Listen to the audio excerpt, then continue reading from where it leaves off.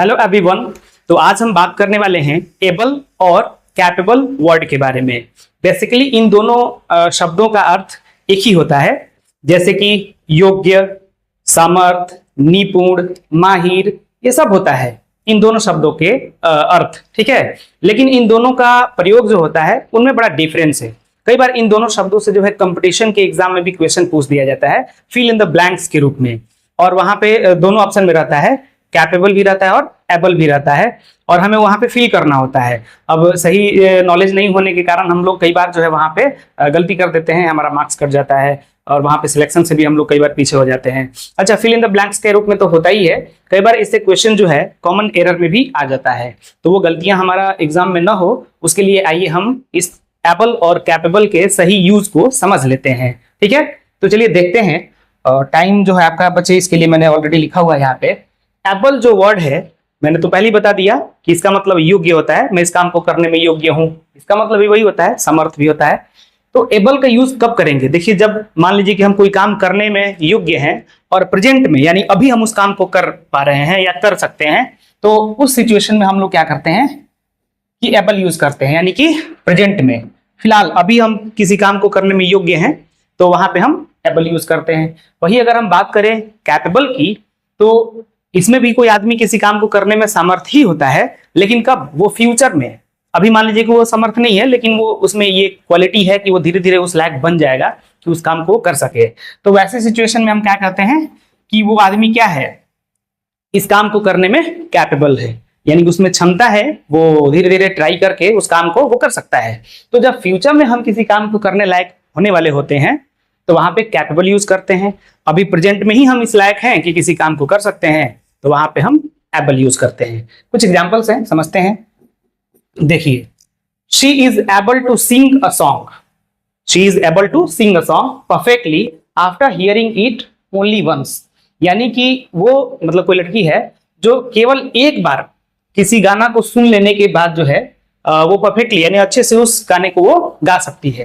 तो मतलब अभी वो गा सकती है, प्रेजेंट की बात है कि अभी उसको सुनाया जाए और वो सुन के और उस गाने को उसी तरह से अच्छे से वो गा सकती है या गाने में सक्षम है। तो उस सिचुएशन में हम क्या कहेंगे? वो एबल है। इसलिए यहाँ पे क्या यूज किया गया? एबल यूज किया गया। इसका मतलब क्या हुआ यहाँ पे? It means that she can currently do this. इसका मतलब ये हुआ कि वो अभी करेंटली तुरंत इस काम को कर सकती है। तो क्योंकि मैंने अभी बताया कि जब प्रेजेंट की बात होगी तो वहां पे एबल यूज करेंगे। अब जरा दूसरा एग्जांपल देखते हैं। यहाँ पे मैंने लिखा हुआ है, she is capable of becoming a successful singer.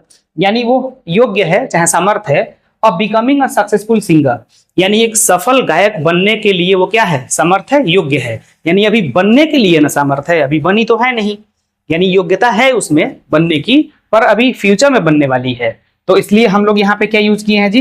देख सकते हैं आप, कैपेबल यूज किए हैं, क्योंकि वो फ्यूचर में अभी बन सकती है।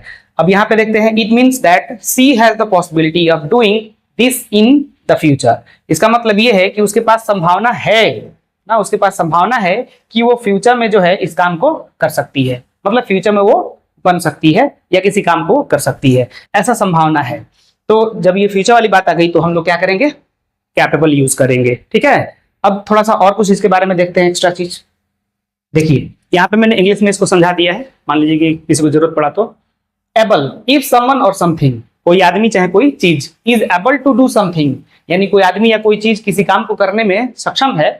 दे हैव स्किल्स, उसके पास स्किल है, क्वालिटीज है, विच मेक इट पॉसिबल, जो उसके काम को करने में पॉसिबल, मतलब उस काम को करने में पॉसिबल बना सकता है, for them to do it in the present time. यानी प्रेजेंट टाइम में किसी काम को करने के लिए ना उसके अंदर क्षमता है, तो वहां पे हम लोग एबल यूज करेंगे। किस टाइम में? याद रखेंगे, प्रेजेंट टाइम में। तो इसलिए हम लोगों ने यहाँ पे क्या यूज किया था जी? इधर गया, ये रहा, मतलब प्रेजेंट टाइम में उसको करने की क्षमता है तो एबल यूज करेंगे। अब जरा कैपेबल को देखते हैं।